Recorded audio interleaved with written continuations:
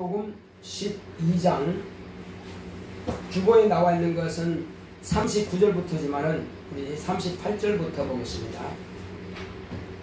마태복음 12장 38절로 42절의 말씀입니다. 마태복음 12장 38절로 42절의 말씀. 그때에 서기관과 바리새인 중 몇 사람이 말하되 선생님이여 우리에게 표적 보여주시기를 원하나이다. 예수께서 대답하여 가라사대 악하고 음란한 세대가 표적을 구하나 선지자 요나의 표적밖에는 보일 표적이 없느니라. 요나가 밤낮 사흘을 큰 물고기 뱃속에 있었던 것 같이 인자도 밤낮 사흘을 땅속에 있으리라. 심판때에 니느웨 사람들이 일어나 이 세대 사람을 정죄하리니 이는 그들이 요나의 전도를 듣고 회개하였음이니와 요나보다 더 큰 이가 여기 있으며 심판때에 남방 여왕이 일어나 이 세대 사람이 정죄하리니 이는 그가 솔로몬의 지혜로운 말을 들으려고 땅끝에서 왔으며니와 솔로몬보다 더 큰 이가 여기 있느니라. 아멘. 오늘 주보에 나와 있는 하나님의 말씀의 요약을 보겠습니다. 다른 교회에서는 주로 이 주보의 요약은 말씀을 증거하고 나서 그 다음 주에 요약을 해서 올립니다. 그러나 우리는 이 말씀을 먼저 읽습니다. 먼저 읽고 그날에 우리가 은혜 받습니다. 그래서 이것을 몇 번 읽어보면 그날 설교하는 것이 다 떠올 것입니다. 그래서 이것을 버리지 마시고 꼭 한 주간 동안 몇 번 읽어보시고 그 주간 말씀을 들은 것을 확실히 내 것으로 삼으시기 바랍니다. 제목부터 한번 읽어봅시다. 시작. 요나의 표적. 하나님은 선하십니다.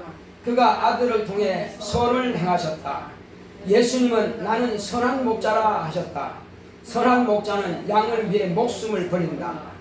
선의 성경적인 의미는 생명을 뜻한다. 인간은 선악과를 통해 생명을 주시는 분은 하나님이심을 알게 되었다.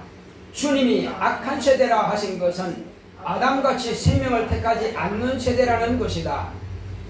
주님이 이스라엘이 기다리는 메시아이심을 그가 행하신 이적을 통해 이미 보이셨다. 사람으로서는 할 수 없는 하나님만이 하실 수 있는 표적이다. 그렇지만 이 세대가 예수를 믿지 않고 오히려 주님이 하늘로서 오신 표적을 보여달라 한다. 요나의 표적밖에는 보일 표적이 없으시다. 요나가 밤낮 사흘을 물고기 뱃속에 있다가 사흘 만에 물고기 뱃속에서 나온 것과 같이 예수님도 무덤에서 사흘 만에 부활하신다.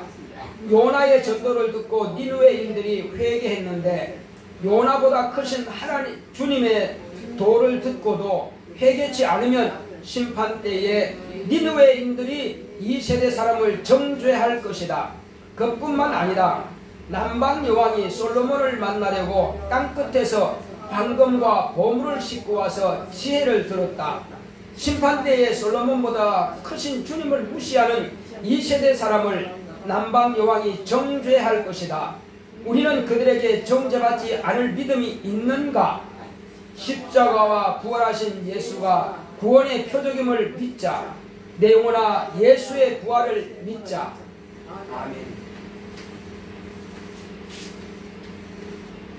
하나님은 선하십니다. 자, 우리 하나님은 선하시다 한 번만 크게 합시다. 시작. 하나님은 선하시다. 네.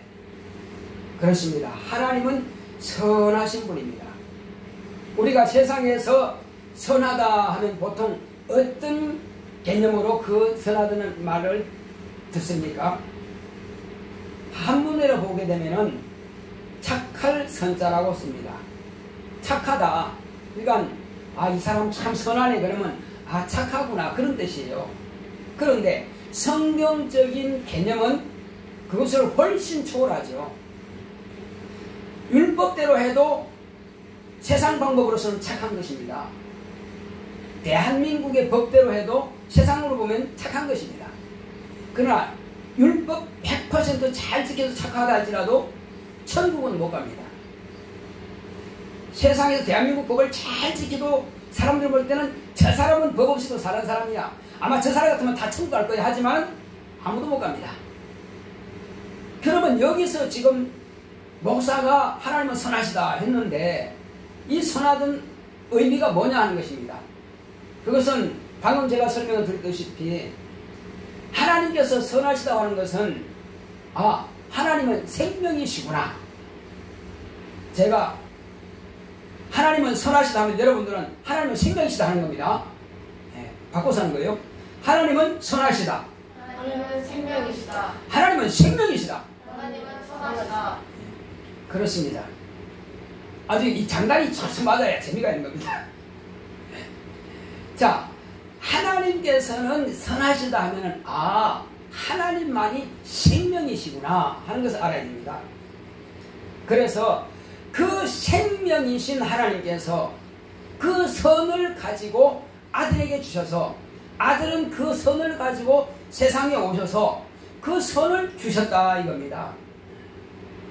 만약에 하나님의 아들이 우리에게 선을 주시지 않다면 알만 뭐래 소용없는 거예요. 그죠? 그래서 그걸 주셨기 때문에 우리는 귀하다 이겁니다. 그래서 예수님께서 성경에 그 친히 하신 말씀이 나는 선한 목자라 이렇게 말씀하셨어요. 대부분 보면은 그 주인에 맡겨진 양들을 잘 착하게 치는구나 이렇게들 가지고 개념을 가지고 있을 것입니다. 그러나 다윗이 자기 양을 칠 때 어떤 마음으로 쳤느냐 이겁니다. 아버지가 이세인데 다윗이 양을 칠 때는요 그냥 형제들 양 치는 거하고 다릅니다. 그는 막내 8 가운데서 막내 아들이지만은 적어도 자기 아버지는 누구냐? 하나님께서 사랑하시고 하나님께서 택하신 아브라함의 자손이다. 우리는 택한 백성이고 아버지는 그 택한 백성 중에 한 사람이다. 그러므로 하나님께서 사랑하시는 아버지이기 때문에 나는 그 아버지의 양을 귀하게 여겨야 된다. 그러므로 아버지께서 하나님의 백성이고 하나님께서 택한 백성이고 그리고 그 양은 다 아버지 양인데 아버지 양은 또한 하나님의 양도 된다. 그러므로 나는 아버지께서 내게 맡기신 양은 결코 한마디도 잊을 수 없다. 만약에 곰이나 사자가 내 아버지 양을 물고 간다. 그러면 사자굴 속에 쫓아 들어가셔도 사자를 죽이고 그 사자의 입을 찢어가지고라도 양새끼를 빼내오고 만다는 것입니다. 이야 대단하죠. 아니 사자굴 속에 지금 사자가 한 명이 있는지 새끼들까지 울거리는지 어떻게 알아? 그러나 나는 내 목숨 돌보는 것이 아니라 적어도 내 아버지는 하나님의 백성이다 이겁니다. 하나님은 사자도 만든 분이잖아요. 곰도 만든 분이잖아요. 그런데 하나님께서 우리 아버지와 함께 하시고 그 하나님께서 아버지와 함께 하시는 그 하나님이 나와 함께 하지 않겠느냐. 그러니 사자굴 속에 들어간들 그러면 사자가 어떻게 나를 죽일 수 있어? 그래서 결국은 그를 쳐 죽이고 사자 입을 찢어서라도 새끼를 빼내와야 된다 이거죠. 그것이 다윗의 생각이에요. 그러니까 선한 목자는 잠들지 않는다 이겁니다. 예를 들어서 목장이 있다면 목장 입구에 양이 이제 들어갑니다. 그러면 거기다가 문을 갖다가 딱 잠궈요. 이렇게 나무로 잠굽니다. 그리고는 그 혹이라도 양이 또 그리 나갈까 봐서 그 문 밖에다가 여기 문이 있다면 여기 걸쳐가지고 목장은 잡니다. 안에 들어가는 것이 아니라 문 밖과 안과 그 사이에서 목자가 자요. 그러면 양이 혹시 잠들었으면 깜빡 잠들었으면 양이 밟고 나갈 거 아니에요. 그죠? 양이 나갈까 봐서 양이 밟는 순간에 자기 팍 깨는 거예요. 결코 목장 밖으로 나가지 못하도록 양우리 밖으로 나가지 못하도록. 그래서 그 목자는 잠을 자되 잠이 자는 거 아니죠. 그렇게 철저하게 내 양을 지킨다 이거죠. 그래서 결코 내 양의 생명과 나와 차라리 맞바꾼다는 겁니다. 양이 죽었다면 차라리 내가 죽는 게 낫다. 그만큼 귀한 겁니다. 그런데 이새는 그렇게 귀하게 여기지 않았어요. 8 아들 가운데서 하나인데 사무엘 선지자가 네 이새야 네 아들 가운데서 하나님께서 한 명을 기름 부어 왕으로 세우려고 하지 않은데 다 불러 모아라 그랬어요. 근데 불러 모아라 하는데 막내 그럼 키도 쬐고 뭐 그런 놈이니까 걔가 뭐 할 수 있겠어? 그래 너는 양이나 쳐라. 양치로 보내버리고 7 아들만 불러왔습니다. 근데 다 이제 사무엘 앞으로 지나칩니다. 키가 크고 아주 멋있고 잘생겼단 말이에요. 아 드디어 얘가 하나님이 택한 아들인가 보다. 기름 볼까요? 아니다 내가 그를 버렸다. 또 둘째 아니다. 7째까지 다 통과. 왜? 사람은 외모를 보거니와 나 여호와는 사람의 중심을 본다 이렇게 말씀하셨단 말이에요. 아 이세요 당신의 아들이 이게 전부 다냐? 에이 선장님 한 명 있긴 있는데 그럼 지금 양천에 보냈습니다. 무슨 소리냐? 그 아들이 오지 않으면 난 저녁상에 앉지 않겠다. 빨리 데리고 와라. 그리고 다른 아들을 보내고 걔를 데리고 왔습니다. 하나님 이 아이입니까? 그렇다. 하나님께서는 이세가 부르는 겁니다. 왜 부르냐? 이세를 위해서는 목숨을 건 아들이 있다 이겁니다. 이세의 재물을 위해서는 양을 위해서는 목숨을 건 아들이 있다 이거죠. 그래서 부러운 겁니다. 그래서 이제 내가 이세 아들 막내 다윗을 택하는 것은 이제 너는 아비의 양만 치지 말고 내 양 좀 쳐다보 이렇게 부탁하시는 거예요. 다윗에게. 그래서 이스라엘은 하나님의 양이란 말이에요. 그것을 이세 아들 막내에게 맡겨가지고 당신의 양을 치게 한 겁니다. 그래서 오늘날 메시아 찾고 시오니즘이라고 합니다.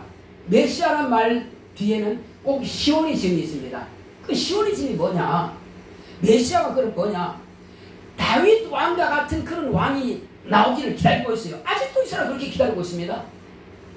시오니즘은 바로 그와 같이 다윗 왕과 같은 그런 예루살렘의 왕성한 왕국 그것을 기다리고 있다 이겁니다. 아직도 그들은 메시아고 안 온 줄로 알고 있습니다. 이스라엘 백성들은 지금 유대인들은요 아직도 지금 메시아를 기다리고 있습니다. 답답하죠.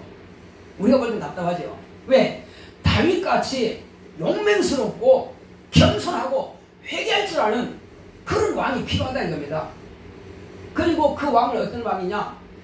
이스라엘 나라가 있은 이후로 모든 이방 민족들을 다 굴복시켜 그 주변에 있는 굴복들을 다 굴복시키고 조공을 바쳐 싸웠다 가면 성성장구 그냥 백전백성이야. 완전히 그냥 이순신장처럼 말이에요.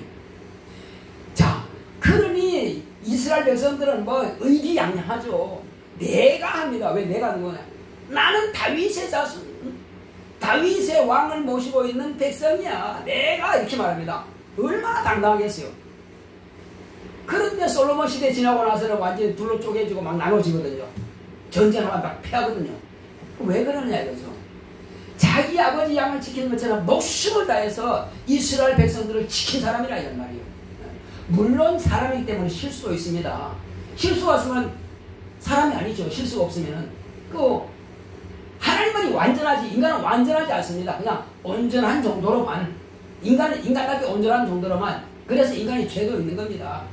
자 그래서 예수님께서 이제 당신이 이와 같이 양을 치는데 다윗은 결코 온전하지는 못한 것입니다. 양을 치긴 하지만 완전하지 못합니다. 그러나 예수님은 완전하시고 온전하신 분이시라는 겁니다. 왜? 이제 다윗은 아무리 이스라엘 백성들을 사랑할지라도 이스라엘 백성들은 저가 메시아가 아니나 할지라도 그건 메시아는 아니죠. 물론 그와 같은 메시아가 올 것을 믿고 그리고 그런 때가 오면은 바로 그때가 시온이즘이 이루어지는 거 성취되지만 그러나 예수님께서는 이미 오신 겁니다. 오셔서 다윗처럼 막 칼 들고 그냥 창 들고 그냥 군인 막 들고 다니면서 싸우고 해서 인근에 있는 이방 민족들을 복종시키고 하는 그런 왕이 아니라 평강의 왕이라. 예수님은 저 성전을 내가 사흘 만에 일으키겠다 했습니다. 그런데 예수님은 그렇게 했지만 다윗은 손으로 지었어요. 그죠? 손으로 지었습니다. 손으로 지은 것은 헐어버려라. 영원하지 않다 이거죠. 그러나 예수님은 영원한 성전을 일으킨 겁니다. 당신의 손으로. 그래서 예수님께서 말씀하신 것은 뭐냐? 다윗이 할 수 없는 것, 평강으로서 이기는 거다 이겁니다. 다윗은 손에 피가 묻었기 때문에 네 왕궁은 지었지만 성전은 지을 수 없어. 이스라엘 백성들은 아직도 다윗 같은 임금이 나오기 원하지만 하나님께서는 그를 성전 짓는 것만이라도 허락하지 않았단 말이에요. 왜 허락하지 않았어요? 네 손에는 피가 있는데, 네가 많은 사람을 죽인 군인인데 어떻게 네 손을 통해서 내전을 건축하게 하느냐? 평강의 왕이 내전을 건축하리라. 솔로몬은 평강의 왕이라는 뜻이에요. 평강이라는 뜻이에요. 그러나 진짜 평강의 왕은 하나님께서 말씀하시는 것은 예수를 말씀하시는 겁니다. 예수님은 당신이 미워하지도 않고, 당신이 심판하지도 않고, 당신이 죽이지도 않고, 그런데 세상을 장악하더라는 것입니다. 할렐루야. 당신이 전쟁하지 않았어요. 그런데 누구와 전쟁하고 있습니까? 지금 모든 믿는 사람은 다 하늘나라의 군인입니다. 여러분과 저는 하늘나라의 군인이요. 예수님은 하늘과 땅에 지금 우리의 대장이고 우리의 임금이십니다. 그분의 명령 따라서 가자 하면 나가서 전도하는 것이고, 가자 하면 마귀라도 주님 앞에 복종시키는 겁니다.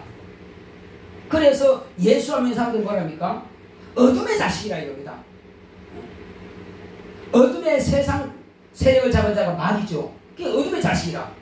어둠의 자식을 우리가 전도해서 주님 앞에 굴복시키는 것이 우리가 평강의 왕으로서 그 제자가 된 겁니다. 그 참 제자예요.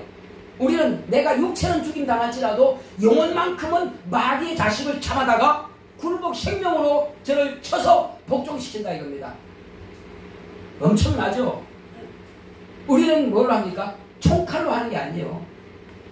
부드러운 입으로 무엇을 합니까? 사랑으로, 은혜로 그들을 굴복시킨 겁니다. 아무리 아버지가 완악하고 할아버지가 완악하고 어머니가 완악하다 할지라도 나는 그 앞에 부드러운 혀로 아버지 사랑합니다. 어머니 사랑해요. 하나님은 아버지 얼마나 소중한지 모릅니다. 진짜 대빵으로 아버지 사랑하세요. 그렇게 녹여가지고 하나님 앞에 온전히 무릎을 팍 꿇게 한다 이겁니다. 아버지 그렇게 하면 되겠어요. 나도 어른입니다. 막 이렇게 하면 안 되거든요. 절대 안 되고, 나는 아버지 사랑하는 딸이 맞죠? 마찬가지로 하나님께서는 아버지를 잘 삼으시기 원하시고 복 주시기 원하시고, 아버지 나 사랑해 안 해? 사랑하죠? 그것처럼 아버지 하나님께서는 정말 아버지 사랑하세요. 이렇게 해서 그냥 주물럭거려 녹여가지고 하나님 무릎 꿇게 하는 것입니다. 이것이 평강의 왕의 참 제자인 것입니다. 말로 막 완악하게 한다고 해서 절대 이기지 못합니다. 그러니까 우리는 내가 가장 낮아지면은 내 상대방을 높여가지고 그로 하여금 주님 앞에 무릎 꿇게 하는 것이, 이것이 주님의 방법이에요. 그 하늘나라는 높아지고자 하느냐, 가장 낮아져라, 섬김받고자 하느냐, 네가 종이 되라. 이것이 주님의 방법이에요. 왜? 평강의 왕은 그렇게 전쟁하더라는 겁니다. 마귀가 아무리 그냥 하나님을 대적하고 막 죽이고 한다 할지라도 예수님 앞에서는 사단아 물러가라면 떠나야 돼요. 그는 하나님이세요. 그는 임금이십니다. 두 번째 시험까지는 다 대꾸 해줬지만 마지막에는 하나님의 명예에 대해서 지가 하나님 자리에 앉겠대. 그래서 사단아 가. 하나님께만 경배하라느냐? 네가 무슨 소리 하느냐 지금. 자, 하늘나라는 어디 있어요? 하늘나라가 어디 있어요? 참 멀리 있습니까? 아니면 어디 있습니까? 어떤 사람들은 이 나라 대한민국의 하늘나라가 됐대. 아니요. 하늘나라는 여기 있다 저기 있다 할 수 없다. 네 안에 있다. 아, 그 큰 하늘나라가 어떻게 내 안에 있지? 다들 그렇게 생각하는데요. 하늘나라는, 자, 침례요한이 뭐랬습니까? 회개하라. 하나님의 나라가 가까이 왔느니라. 예수님도 회개하라. 하나님의 나라가 가까이 왔느니라. 가까이라는 것은, 가장 가까이는 내가 껴안을 수 있는 자리까지는 가까이 온 겁니다. 예수님의 무릎 빼고 떡을 먹는 요한이 있었어요. 가까이 왔는 겁니다. 예수님이 누굽니까? 하나님. 예수님 누굽니까? 하늘 나라예요. 따라합시다. 예수님은 하나님이요. 또한 하나님의 나라다. 이것이 정답이에요. 이제는 하나님의 나라가 가까이 온 것이 아니라 하나님의 나라와 하나님의 나라가 내 안에 있다. 예수님께서 이 땅에 계실 때는 어떤 사람 속에도 하나님의 나라가 그 안에 없었어요. 하나님과 동행하였습니다. 그런데 지금은 플러스 하나님의 나라가 내 안에 함께한다 이겁니다. 함께하고 동행은 달라요. 동행은 가까이 온 것이고 예수님께서 계실 때 제자들은 가까이 온 것이고 성령을 모신 제자들은 이제 예수님이 그 안에 오신 겁니다. 그러니까는 자 예수님을 증거하는 이가 누구냐? 나는 사람의 증거 안 받는다고 그랬습니다. 심대원이 나를 증거한다고? 나는 사람의 증거를 받지 않는다고 했습니다.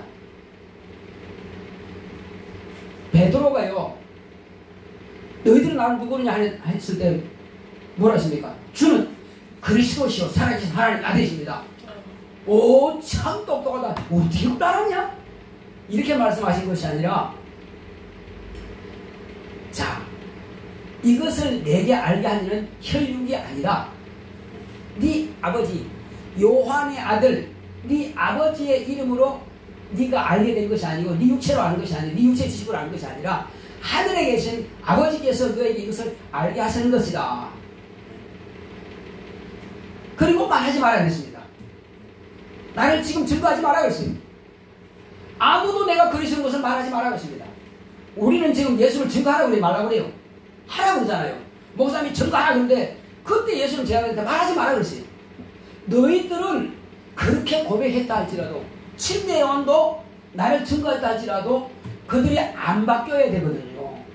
진짜라면 안 바뀌어야 되는데 근데 바뀌었단 말이에요. 침례 요한이 분명히 하나님 앞에 있는 어린 양이로다 말했어요. 그렇지만 바뀌었어요 안 바뀌었어요? 바뀌었죠. 언제 바뀌었어요? 감옥에 있을 때에 자기의 제자들을 보내가지고 주님한테 오실 그이가 당신입니까? 우리가 다른 일을 기다려올까? 안 믿는다는 겁니다. 믿음이 없다는 거예요. 그러면서 침례 요한은 증거받지 않는다는 것입니다. 침례 요한은 여자가 나온 자 중에 가장 큰 자요. 마지막 선지자거든요. 예수를 만난 선지자거든요. 그렇지만은 난 증거받지 않는다는 거예요. 왜? 침례 요한은 예수를 증거할 능력이 없어. 그는 율법의 마지막 선지자이기 때문에 하나님의 어린 양밖에는 표현할 능력이 없다 이겁니다. 그가 그리스도라고 하는 것을 표현할 능력이 없어요. 제자들이 3년 반 동안 같이 교육을 받고 많은 이적을 보았지만은 저는 그리스도가 맞습니다 말할 능력이 없다 이겁니다. 그럼 언제 그 증거할 능력이 있느냐? 너희들은 내가 이제 아버지께로 가면은 몇 날이 못 돼서 성령을 보내줄 터인데 너희들은 성령이 임하기까지 예루살렘을 떠나지 마라. 성령이 임하시면 비로소 너희들은 내 증인이 될 것이다. 이렇게 말씀하셨단 말이에요. 성령 받기 전까지는 절대로 증인의 자격이 없어. 베드로가 주는 그리스도십니다. 살아계신 하나님 아들이십니다. 고백했지만은 변했어요 안 변했어요? 그 다음 딱 갔더니 뭐라 했습니까? 내가 예루살렘 올라가서 죽어야 되리라. 이제 대제사장과 서기관들로부터 내가 버림을 받고 죽어야 하리라. 죽은 후에 사흘 만에 부활하리라. 그런데 베드로가 그랬습니까? 주여 죽지 마소서. 우리가 있지 않습니까? 당신 죽게 어떻게 돼요? 우리가 내버려두겠습니까? 절대 아닙니다. 우리가 반드시 당신 지키겠습니다. 사단아 내들을 불러가라. 무슨 소리냐? 나는 죽어야 하니라. 나는 이를 위해서 왔노라. 그 사단이라고 합니다. 그렇게 죽겠다고 해놓고는 아니다. 오늘 밤에 비가 다 두 별 울기 전에 내가 3번 나를 모른다고 부인할 것이다. 부인했습니다. 그러므로 그 입으로 먼저 주는 그리스도시 살아계신 하나님 아들이신 나는 그것은 가짜다 이겁니다. 그래서 베드로는 그때도 증거할 능력과 자격이 없던 것입니다. 그러면 언제 베드로가 변하지 않았어요? 주님이 살아계실 때는 모른다고 부인했던 그가 주님께서 과연 죽었다고 부활하시고 하늘 가시고 나서 열흘 만에 성령이 임하시자 그때로부터는 감옥에 들어가든 말든 아주 편하게 감옥에서 나오면 다시 새벽부터 성전에서 복음을 전하기 시작한 겁니다. 죽으면 죽으리라. 왜? 이제는 이 증거가 요한의 아들 시몬으로서 증거하는 것이 아니라 반석 같은 이 믿음 위에 내 교회를 세우리라 말씀하신 것처럼 이제 반석이 된 것입니다. 왜? 성령께서 그 영혼에 임하셨기 때문에. 성령은 진리 여기십니다. 성령은 예수를 증거하시는 분입니다. 그 예수님을 증거하시는 그 성령께서 비로소 베드로의 마음을 감동하시니까 이제는 죽음도 하나 두렵지 않은 것입니다. 이제는 성령께서 그 힘을 사용하신다 이겁니다. 드러내어서 막 담대하게 복음을 전하게 하신다 이거죠.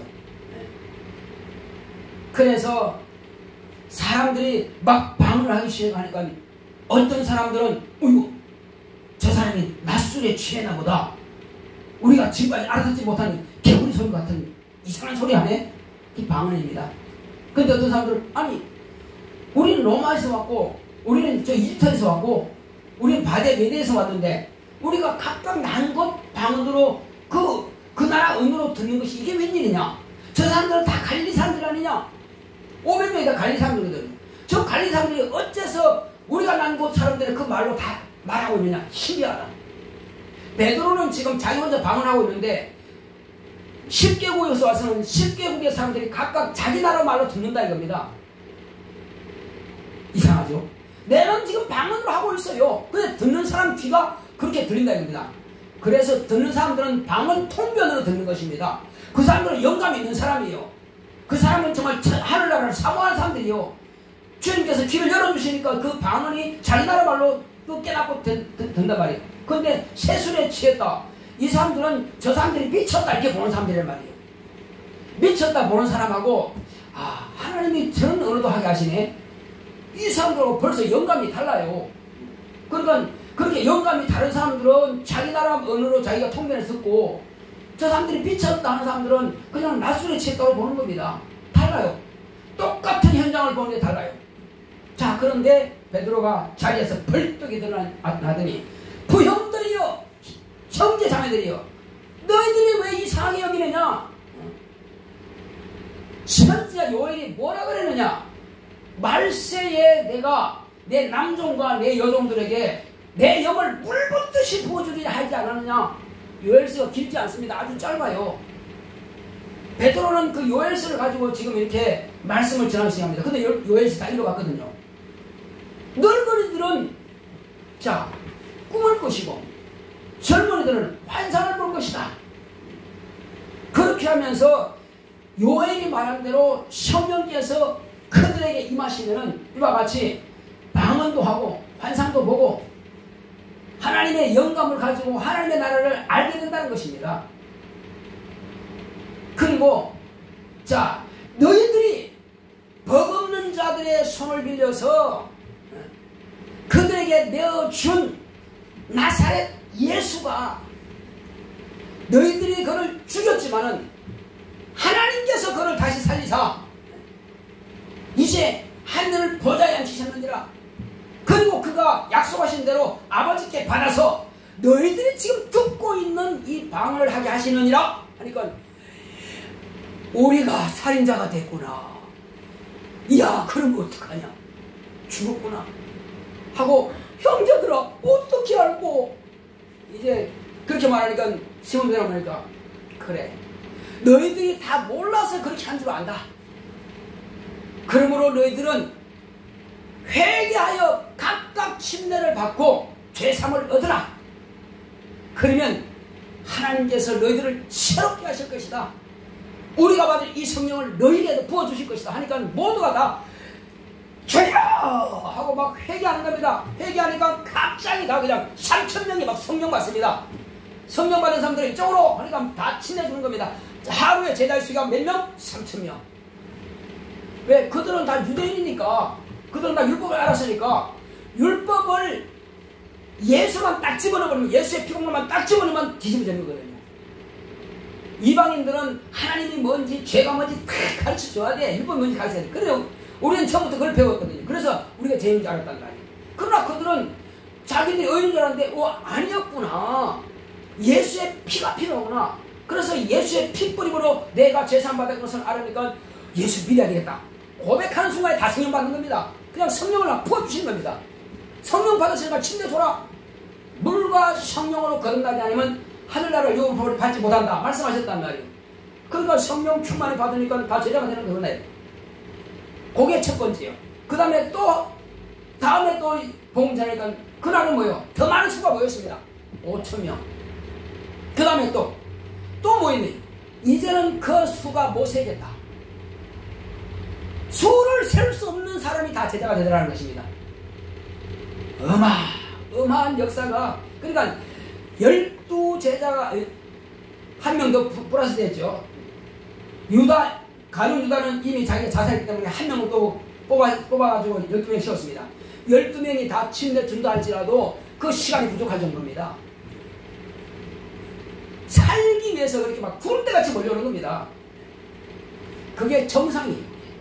그게 정상이다 이거죠.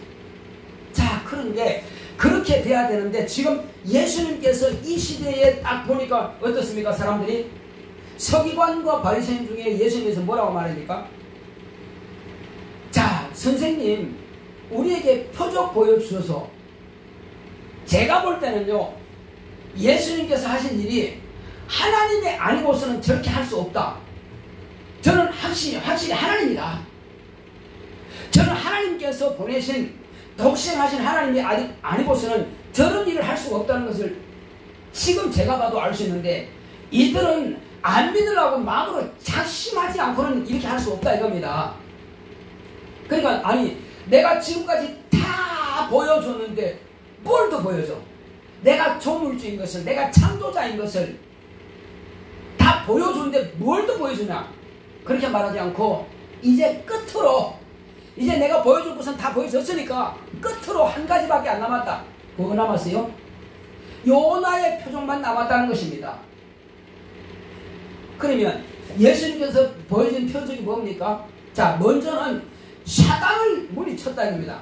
하나님이 아니면 사단을 물리칠 수 있어요? 인간은 사단을 물리칠 수 없습니다. 욥이 얼마나 많이 당했어요? 그냥 당했죠. 동방의 의인이라는 욥도 그냥 사단을 당했습니다. 해결할 길이 없어요. 하나님이 아니고서는 사단을 어찌할 수 없습니다. 그래, 사단아 물러가는 쫓겨났습니다. 자, 그뿐이겠습니까? 무화과나무, 조물주가 아니고서는요, 무화과나무를 살렸다 죽였다 할 수 없습니다. 뭐가라고? 사람들이 너에게서 열매를 취하지 못하리라 하니까 죽어버립니다. 그리고 배를 뒤집어 풀 같은 그런 풍랑이 치지만은, 풍랑아 바람아 바다야 잠잠하라. 그럼 잠잠해지는 겁니다. 조물주가 아니고서는 누가 그렇게 합니까? 그리고는 그분이 조물주니까 아직 부활하기 전입니다. 제자들이 풍랑이 막 치고 뒤집어지려고 하니까는 물 위로 유유히 걸어가는 겁니다. 물도 조물주는 깔아앉지 못한다니까요. 물속에 집어넣지 못해요. 조물주인데, 하나님이신데 어떻게 물이 집어넣습니까? 내가 만든 물도 가만히 있어. 내가 네 등 밟고 가겠다. 그러면 밟고 가는 겁니다. 할렐루야. 그리고 지금 먹을 거 없네. 광야에서 남자만, 그러니까 19세 이상 남자만 5,000명 먹였다 했습니다. 여자가 한 명도 없고, 그러면 아이들 한 명도 없습니까? 남자가 그 정도 되면 여자의 수는 더 많습니다. 15,000명에서 한 2만 명이 나와야 됩니다. 그 술을 다 먹고도 짜투리만, 부스러기만 12방울을 남겨 버렸습니다. 한 번뿐만 아니라 2번씩이나. 또 한 번은 돌떡 7개, 물고기 2마리, 7번열로 이걸 같았습니다. 그러니까 그런 모든 과정들을 말로도 표현할 수 없죠. 병자라고 하는 병자를 싹 다 고쳤습니다. 이건 되고 안 되고 없어요. 무슨 귀신이 있는지 다 쫓아냈습니다. 심지어는 한 사람 속에 2,000 들어있는 귀신도 쫓아냈습니다. 어떤 죽은 자랄지라도 주님 앞에 오면 죽은 자가 살아났습니다.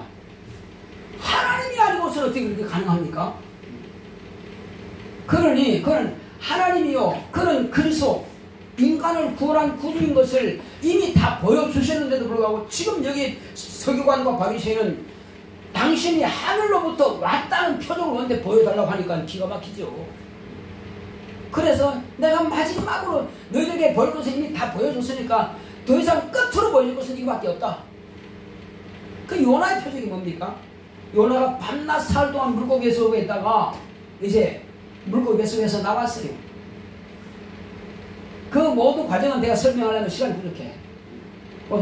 다 알기 때문에, 여러분들이 다 알기 때문에 부족해요. 그래서 살아나가지고 물고기 뱃속에서 나가가지고 니느웨 백성들에게 간단하게 뭐라 했습니까? 이 성이 40일이 되면 멸망할 것이다. 그러다 원래 제대로 딱 돌면은 사흘길이라고 했습니다. 근데 하루 만에 그냥 직선으로 통과하고 끝내버렸습니다. 듣거나 말거나, 안 듣고 망하면 좋고 뭐 들어도 뭐 할 수 없고. 이 요나는 지금 무슨 생각이냐? 차라리 안 들어가지고 회개 안 해가지고 하나님께서 그냥 망했으면 좋겠다 그런 생각이에요. 선지자가 좀 악하지 않나요? 여러분, 우리 대한민국의 어르신들, 지금 90세 이상 되신 이런 어르신들이 일본에 대해서 어떻게 봅니까? 80 이상이에요. 일본에 대해서 뭐랍니까? 이를 갈죠. 저 나라는 망해야 될 나라예요. 왜? 얼마나 잔인했던지. 꼭 니느웨와 이스라엘 사이는요, 일본과 우리 한국 사람 사이입니다. 그러니까 죽기를 바라는데, 그런데 하나님의 입장은 그게 아니잖아요.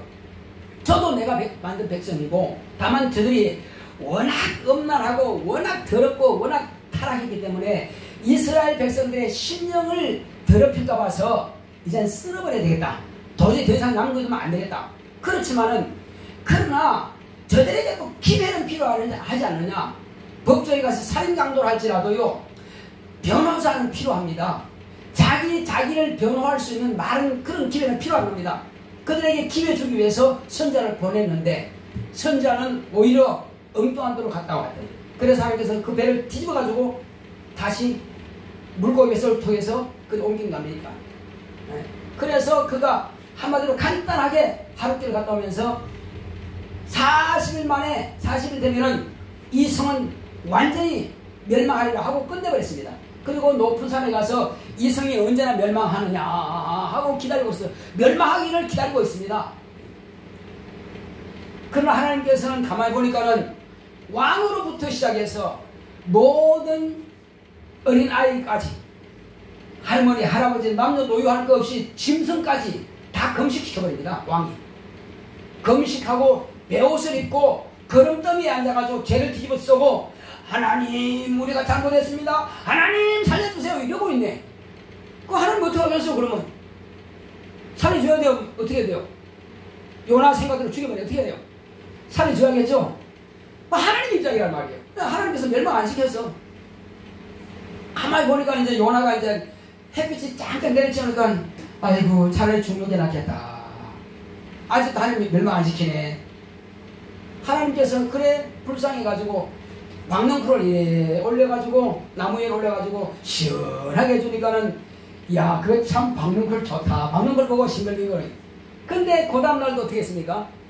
벌레 가지고 박넝쿨을 갖다가 쏙딱 썰어버렸네. 또 박넝쿨을 화장 말아버렸어요.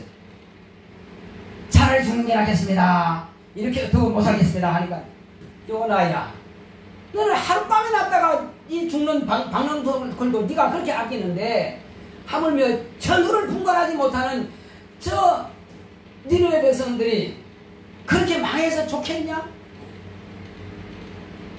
하나님께서 그런 말씀하시는 겁니다. 그렇습니다. 하나님은 악인이 멸망하는 것을 원치 않는다 이겁니다. 회개하고 돌이키는 원한다 이거죠. 자, 그렇다면은 니느웨 백성들이 요나의 그 소리를 듣고 그 다만 다른 거 말한 게 아니에요. 뭐 메시아가 어떻고 뭐 구주가 어떻고 뭐 그런 말 한 적이 없습니다. 다만 40일 만에 이 성이 망한다 그 한마디 듣고는 그렇게 통곡하며 회개했단 말이에요. 자, 그리고 솔로몬 때 어떤 일이 있습니까? 솔로몬 때에 남방 여왕입니다. 이디오피아, 지금 이디오피아죠. 이스라엘에는 홍해 끝자락에서 조금 더 떨어진 것이 이스라엘 백성입니다. 그런데 이디오피아는 홍해 시작한 길목이에요. 그 땅끝입니다. 한마디로 완전히 끝은 아니지만 땅끝이 조금 위입니다. 이디오피아가. 바로 거기서 여왕이 나귀에다가 검은 보화와 큰 보석을 싣고 잔뜩 싣고 와서 솔로몬한테 그 지혜로운 말 한마디 들으려고 왔어요. 그러니까 그 말씀 듣고 당신의 참 신하들은 복 있는 신하들이요, 당신의 그 지혜로운 말씀을 들으니 얼마나 감사한가. 그러고 갔단 말이에요. 주님께서도 아시잖아요. 바로 그래서 오늘날 너희들, 이 악한 세대가 하나님의 나라가 가까이 왔음을 보고도 믿지 않고, 내가 이렇게 여러가지 표적 기사를 다 보였음에도 믿지 않고 여전히 나로 하여금 하늘나라로부터 온 것을 표적을 보이려 하니, 너희들은 니네의 백성들이 너희들을 장차 정죄할 것이다. 그리고 남방여왕이 너희들을 장차 정죄할 것이다. 왜? 그 솔로몬의 지혜로운 그 말 한마디 들으려고 솔로몬이 그러면 구원을 했습니까? 못합니다. 세상 지혜예요. 그거 들으려고 그렇게 남방여왕이 그 먼 거리로 왔는데, 그 지혜로운 말 들으려고. 그럼 니네 백성들은, 그들이 지금 영원히 구원받습니까? 육체가 멸망당하지 않기 위해서 그들은 그렇게 통곡하고 회개했는데, 그 한마디 듣고, 요나 한마디 듣고도 회개했는데, 너희들은 그러면 내가 하나님으로서 직접 와서 말해도 너희들이 믿지 않는구나. 심지어는 예수님께서, 예수님의 제자들은 예루살렘에 있는 마가의 다락방이 그 본교회입니다. 거기가. 그리고 저 안디옥 교회가, 거기는 바나바가 세운, 비로소 거기는 지교회가 되는 거죠. 그러나 예수님의 본교회는 어디냐 이겁니다. 예루살렘 성전이 아닙니다. 예수님께서 중심으로 교회를 삼았던 것은 바로 가버나움 해강입니다. 가버나움 중심으로 해서 갈릴리 해변 근처로 전도를 하고 다녔어요. 보통 유대는 자주 올라오지는 못하고 올라오기도 했지만 그 중심이 거기란 말이에요. 그런데 그들이 얼마나 교만했던지 예수를 믿지 않는다 이거죠. 그래서 주님께서 가버나움에 대해, 가버나움아, 니들이 하늘까지 높아지겠느냐? 음부에까지 낮아질 것이다. 당신이 거기서 목회하신 곳인데 말이요. 그리고 벳세다와, 그는 벳세다 광야 있죠. 거기서도 얼마나 많은 이적이 나타났습니까? 500여가 나타났죠. 그러나 그 사람도 회개치 않았어요. 그래서 주님께서 만약에 두로와 시돈 백성들이 오늘날 내가 들은 이 말씀을 들었다면 그들은 죄에 앉아 회개했을 것이다. 두로와 시돈이 어떤 곳입니까? 그 두로는 바닷가잖아요. 지중해 바닷가지. 그거는 배 가지고 이렇게 했기 때문에 엄청난 부를 쌓았단 말이에요. 그만 도와 그냥 한마디로 돌같이 쓸 정도로 그렇게 많았다 이거죠. 그런데도 워낙 타락하니까 하나님께서 다 멸망시켜버렸습니다. 그런데 그들에게 예수의 복음을 그때 전했다면 그들이 회개했을 것이라는 겁니다. 그렇다면 이제 오늘날 저와 여러분들은 어떤 형편입니까? 과연 저와 여러분들이 니느웨 백성들이 정죄하지 않겠습니까? 나는 내 믿음이 있으니까 어찌 감히 니네 백성들이 나를 정죄하랴? 남방여왕이 어떻게 나를 정죄하랴? 그렇습니까? 주님 보시기에 과연 그럴까요? 여러분, 진실로 주님의 말씀을 따라서 내가 참 제자로서 생활하고 있습니까? 내 안에 예수의 피가 있어서 참으로 나는 언제 죽어도 통과할 수 있고, 나는 성령의 사람이라서 나를 만나는 자는 복음을 듣고 구원받으니, 바울이 말한 것처럼 나는 이제 내가 할 일을 다 했다. 나를 위해서는 하늘의 멸류관이 준비되어 있다. 이렇게 고백할 수 있는 자신이 있습니까? 우리는요, 정말로 그렇지 않다는 사실입니다. 내 가족한테도 담대하게 지금 복음 전하지 못하고 있지 않느냐 이겁니다. 내가 두려워서 못하고 있고, 부끄러워서 친구들한테 말하지 못하고, 그러고도 니느웨 백성들은 그 요나 한마디의 말을 듣고도 회개했는데 우리는 그렇게 회개하고 있습니까? 내가 예배 때로는 빠지면서도 이번에 팬데믹 때 교회 나오지 말라는 건 아이고 잘 됐네 안 나오고 말이요. 지금 한국의 절반 교회가 싹 없어졌습니다. 지금도 교회 안 나가고 그냥 집에 혼자 그냥 유튜브 보는 사람이 있습니다. 유튜브를 보는 것은 예배 아닙니다. 그는 팬데믹 보는 건 뭐 똑같이 우리는 팬데믹 상황이라도 우리 교회는 문 닫은 적 없습니다. 계속 예배 드렸습니다. 그런데 팬데믹 상황이라도요, 예배 기어코 드리는 사람들은 가서 교회 가서 예배 드렸습니다. 예배 한 번도 안 가지고 드는 사람이 있어요. 그런데 누구는 그렇게 기어코 예배를 드리는 사람이 있고, 어떤 사람들은 아이고 잘됐다 집에서 편안하게 누워서 드리자. 말이 되겠어요? 혹이라도 그런 마음 가지고 혹이라도 그렇게 생활했다면 저와 여러분들은 회개를 해야 될 것입니다. 지금도 이미 끝났지만, 팬데믹이 끝났지만 여전히 핑계대고 지금 집에서 예배 드린다 하고 있습니다. 아니라 이겁니다. 분명히 아닙니다. 물론 북한 같은 데는 얘네들은 바로 죽여버리니까 입을 뒤집어 쓰고 혼자 찬양하고 혼자 기도하고 하죠. 아직도 지하교회는 있습니다. 북한 같은 데도 아직도 있어요. 끝나지 않았습니다. 끝난 게 끝난 게요. 하나님이 살아계시고 인간이 살아있는 이상은 중국이든 북한이든 어떤 공산주의, 어떤 강력한 곳이랄지라도 반드시 그곳에는 예배드리는 사람이 있다는 사실입니다. 등내놓고 하지 않지만 우리는 그래서 주님 앞에 설날을 생각해서요, 저와 여러분들은 철저하게 신앙생활을 해야 됩니다. 수예배 안 드리는 것이 당연한 것이고, 금요예배 안 드리는 것이 당연한 것이고, 새벽기도 안 드리는 것이 당연한 것이고, 구역예배 안 드리는 것이 당연한 것이고, 그렇습니까? 아닙니다. 아니에요. 우리는 매일 깨어서 기도해야 될 것입니다. 주님을 사모해야만 될 것입니다. 그리고 성경 공부를 항상 해야만 될 것입니다. 어떤 사람들은 주일날 한 번만 태양 예배드리는 사람 뭐라 합니까? 일요일 신자다 이렇게 말합니다. 일요일이 무슨 뜻이냐 이거냐. 태양을 숭배하는, 태양신을 섬기는 바로 종교인들입니다. 우상 숭배자들입니다. 그래서 저 사람은 태양신을 섬기는 일요일 신자들이다. 그들은 일요일날 빨간 것일 때 예배를 드립니다. 태양신 섬기는 사람들이. 왜? 주일날 한 번만 와서 일요일날 예배는 드리는 거니까. 그 일요일 신자들이에요. 일요일 신자다 하는 것은 태양신 섬기는 사람들이 이렇게 말하는 거란 말이에요. 그러나 나는 절대로 일요일, 주일날 주일 예배 드리는 것이지 아니라고. 그러면 아니란 증거가 뭐예요?